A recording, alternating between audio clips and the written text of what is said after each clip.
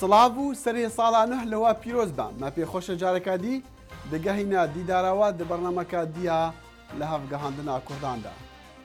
ابوي هيفيه كو ام كردان بجهينا كو سرحاتي وبويرن لجهان دقامن بيك بهورين داخل شمو جفيري جي استوديو دنج امريكا لواشنطن دي سي ديت جلور د برنامه وی جاردا با لیوسخانه عراق لواشنطن ريزل دامزرنه ريزان کویا امریکیا سليماني دگرا گلو سیاست در ویا امریکا ل 2013 چاوابو اری حکومت اردوغان دیجی قریزا گندلی رزگار ببا لجاری ام بزانن کا کریسمس روجا جدایک بونا مسیح به چه آوای لجیهان درباز بو نخوشترین روجیا کریستیان عراقی بو تقینا دو بمبان لرندک مسیحیان لبغداد 35 کس کشتن القاعدة وكومالين جهاديست چندين جارا كيمانين عراقي لروجين ججن وانن أوليكرنا أرمانج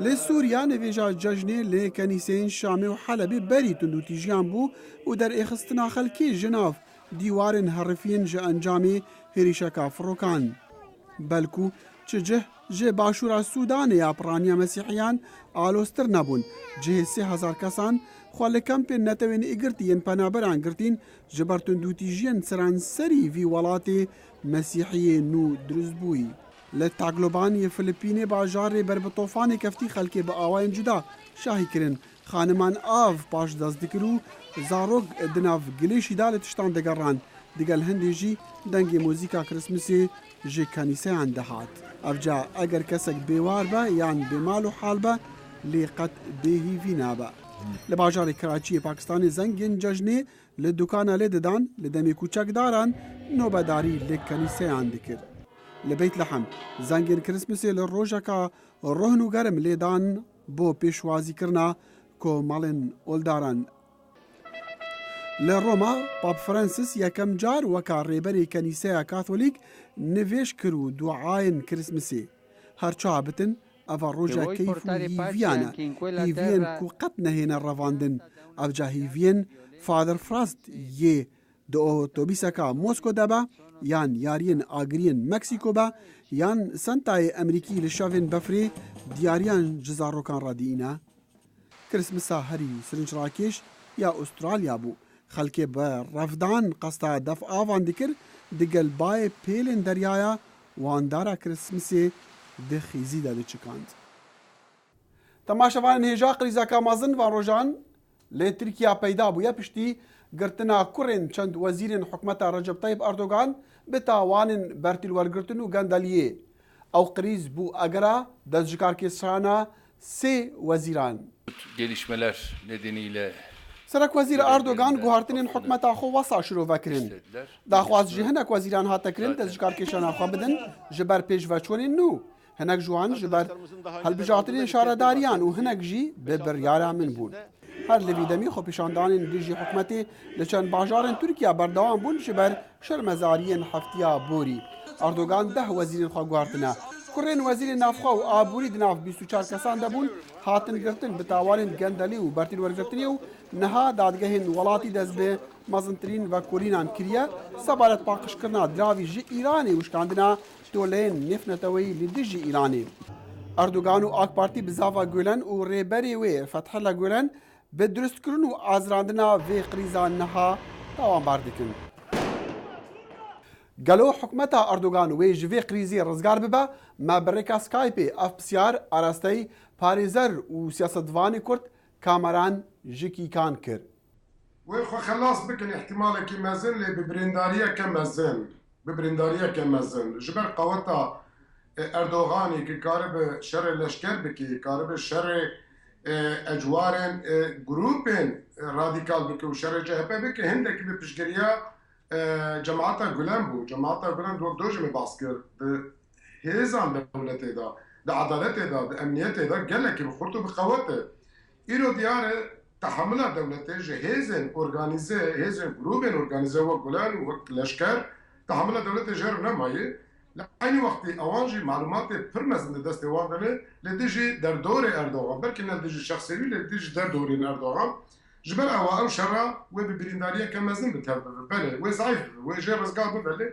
بزعيف بونه وبالوسخانة عراقي لواشنطن إيفاريك رزقرتني ريخص جبو رزقرتني لدكتور برهم أحمد صالح دا مزرينر وسروكي زانكويا أمريكي يا باجار سليمانية لوي إيفاريي جماركا دبلوماتو ماموستاين زانكوين أمريكي كو لهريما كردستاني ولعراقي كاركريا ريو رسم موركرنا هفكاريا دنيف برا زانكوين أمريكي لعراقي وزانكويا أمريكيا سليمانية ديت كاميرا كورت كونكشن لور آماده بو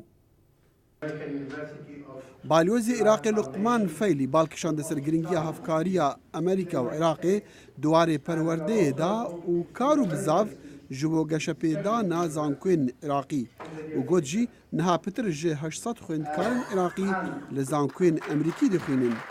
دکتر برهم احمد صالح هیوی خواستن دستکفتن زانکویا امریکی لسلیمانیه ببنا بنما چاو لبیکرن وی سوز دان کار لسر بهس کرنا آستی خویندنا بلند بردوام با. چونکە زانکۆی ئەمریکی لە سلێمانی بۆ بەهێزکردنی گەنجانە و ئەو دەرفەتەی کە لە ڕابردوودا لە دەستچووە ئێستا بۆ گەنجەکان دابەنی دەکات ئەویش بە ئامادەکردن و هەوڵدان بۆ بەرزکردنەوەی ئاستی خوێندن و زەمینە خۆشکردن بۆ پەروەردەکردنی ڕێبەرانی ئایندا. ئەگەرچی هەندێک کەس گلەییان لە سیاسەتی دەرەوەی ئەمریکا هەبێت بەڵام هەموو لایەک لەسەر ئەوە کۆکن کە سیستەمی خوێندن لە ئەمریکا باشترین سیستەمە لە جیهاندا. هەروەها لەبەر ئەوەی توانای ئەوە نییە هەر گەنجێکی عێراقی یان کورد حەزی خوێندنی لە ئەمریکا هەبێت بیهینی ئەمریکا بۆ خوێندن بەڵام دەرفەتی ئەوە هەیە زانکۆی ئەمریکی لە کوردستان و لە عێراقدا بکرێنەوە. ناڤەڕۆکی پەیوە داکتەر داون دیکڵ سەرۆکا زانکۆیا سلێمانیە ئەو بوو کو زانکۆ کاری دیکەتن لەسەر ئامادەکردنا ڕێبەرین پاشە ڕۆژێ. پێویستێکی خێرا هەیە بۆ یارمەتیدانی عێراق تا خۆی پتە بکات. زانکۆی ئەمریکیش توانای هەیە لایەنێکی ئەم ئەرکە لە ئەستۆ بگرێت. ئێمە ناوەندێکی پەروەردەین بۆ قازانجی کۆمەلگاکان بۆیە خوێندکارانی زانکۆی ئەمریکی لە کۆمەلگا جیاجیاکانی هەرێمی کوردستان و عێراقیشن و لە چینی جیاجیا و تەمەنی جیاجیادان. زانکۆکەمان دەرفەتی خوێندن بێبەرامبەر بۆ خوێندکارانی وڵاتانی تریژ وەکو سووریا دەڕەخسێنێت. لێ vê êvariyê ku ji mareka mezina diplomatên Emerîkî û mamosteyên zankoyan lê Iraqê û li Herêma Kurdistanê kar kiriye amade bibûn hevkariya nêvbera zankoya Emerîkî li Silêmanî û binyadê zankoyên Emerîkî li Iraqê hat morkirin. Lê êvariya rêzgirtinê filmekê dokümenterî li ser zankoya Emerîkî li Silêmaniyê hate nîşandan ew zanko li sala 2007 hate damezrandin ji bo perwerdeya bi şêweyê Emerîkî زانکۆی 6 بەرنامên ئەکادمی هەنە ji bo خوێندنا باکالۆریۆس و ماسترا bi rêvebirina kardariyê niha pitir ji 1100 خوێندکاران ji deverên cuda cudayên Iraqê li wê zankoyê dixwînin. Ev 2013 bi dawî hat. 2013 saleka bi zehmet bû ji bo siyasetên dervên Serokê Emerîkî Barack Obama. Bigre di serederiyê de digel şerê navxweyê Sûriya وەرگەڕاندنا دەسەڵاتê li Misrê danûstandinên digel Îranê li ser bernama navokî heta digehta başkirina têkeliyan digel Çîn û Rûsyayê jî. Obama ew siyaset û ew kar ji bo 2014 jî hiştiye. Li sala 2013 Serok Obama gelek karên rêbaza derve hebûn. Li miştûmira li ser biryara wî beramber çekê navokî li Sûriye heta peywendiya telefoniya wî digel serokên nû ya Îranê û danûstandinên navokî. Ew her wiha digel rêberê Çînê civiya û seredana Efrîqa kir. Her wisa rêz li Nelson Mandela girt. Li ew rûbirû rixneya bû piştî eşkira bû ku hikûmeta Amerîkî çavdêriya peywendên elektrînî dikir û evê jî peywendên Amerîka û hevalbendên serekiyên wê alûz kir. Serok Obama li Rûsya beşdarî kombûna bilind ya Grupa 20 bû, lê wî kombûna xwe ya fermî digel Serok Vladimir Putin helwişand. Li gotareka netewên yekgirtî li meha neh, Serok Obama behsa neyartî beramber rolê Amerîka li cîhanê kir, lê got xelete eger Amerîka dest li rolê xwe berdet. بڕام وایە دەبێت ئەمریکا بەردەوام بێت لە گرنگیدان بە ئاسایشی خۆمان، بەڵام هەروەها بڕام وایە بۆ جیهانیش باشترە.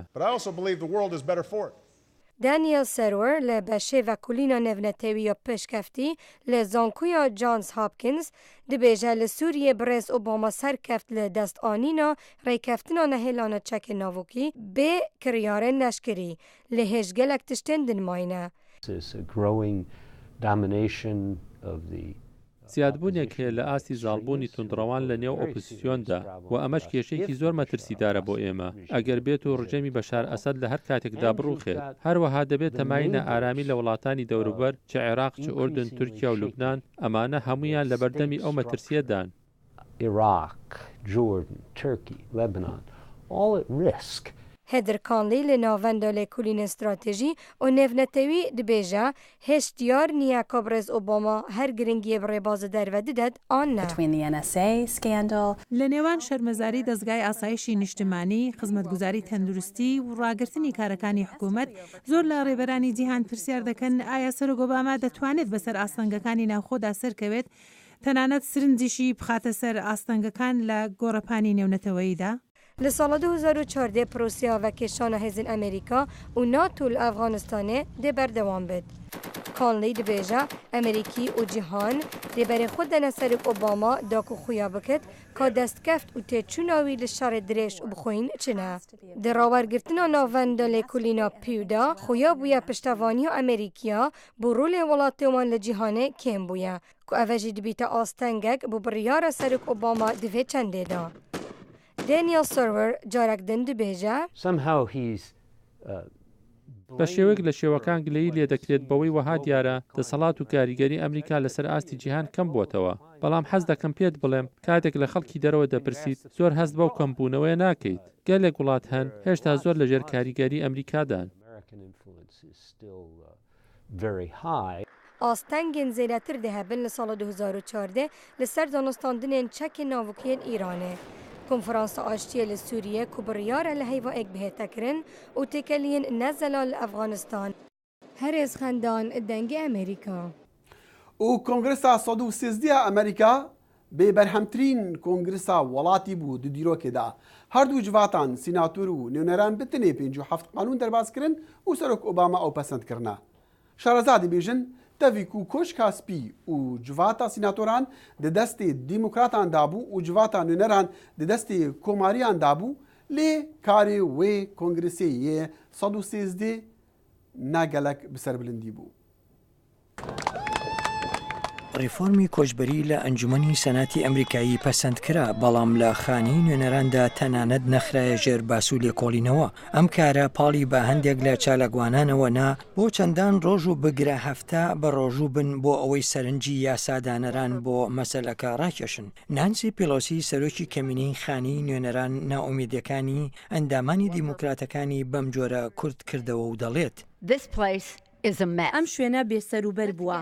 با ئەنجومەنەکەمان ڕێک بخەین. زۆرینی کۆماریەکان کارنامەیەکیان لە نێو خانی نوێنەراندا دیاری کرد و کۆماریەکان کاتێکی زۆریان بەسەر برد بۆ دەرکردنی یاسایەک بۆ هەڵوەشاندنەوەی یان دواخستنی یاساکەی خزمەتگوزاری تەندروستی سەرۆک باراک ئۆباما. شیکاری بواری بووجە ستان کۆڵندا کۆماریان 37 جارە دەنگدا بۆ هەلوەشاندنا چاودێریە ساغڵەمیە سەرۆک ئۆباما و وان دەزانی چ ژوان دەنگدانە سەر ناگرن ئەو گەلک چاوەڕێکیری بوو و دیارە دێ بەردەوام بتن ئەگەر قریزێک مەزن نەبێت.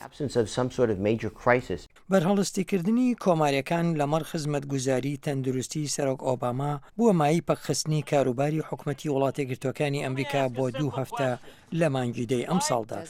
2 مانگ دوای ئەم ڕووداوە جۆن بەینەری سەرۆکی خانی نوێنەران ڕەخنەی لە هەندێک لە کۆماریەکان گرت و دەڵێت ئەو کۆماریانە پارتەکان ڕوبەڕووی قەیرانێکی بێ ئاکامی بووجە کردەوە. ستیوارت ڕۆتنبرگ بە دوواداچوون بۆ کاروباری کۆنگرس دەکات لە راپۆرتە سیاسەکەیدا دەڵێت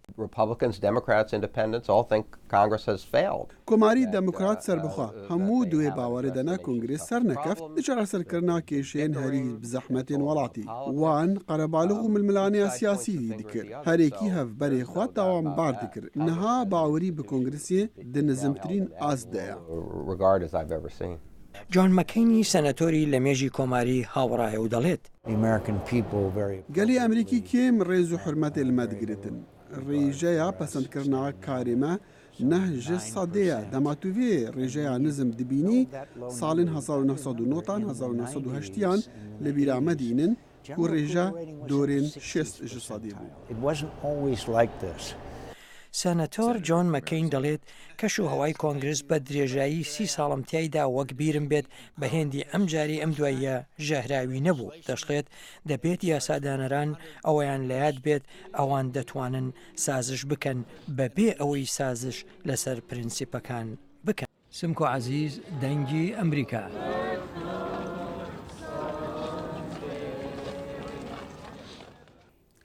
بینەران ئەڤە بەرنامەیە داویا 2013 بوو بەرنامابێ وێ لە ساڵە نوبە پێشوەخت ئەم هیڤیا ساڵێک خۆش ژوەرا دکن و هیڤی دکن هیڤێن وە بۆ ساڵان و مەزن بن. ئەگەر وە هەموو بەرنامەمان نەدیتی بە هوندکارن سەردانە ماڵپەڕێن دەنگی ئەمریکا یان دەنگی ئەمریکا بکن. فەیسبووکی بەرنامەی کورد کۆنەکشنە هەتا هەفتیابێ دەخیلی شەمە و ستافێ دەمێ لە هەفگەهاندنا کوردان هیڤیا خەشی و شادیە ژوەرا دکن.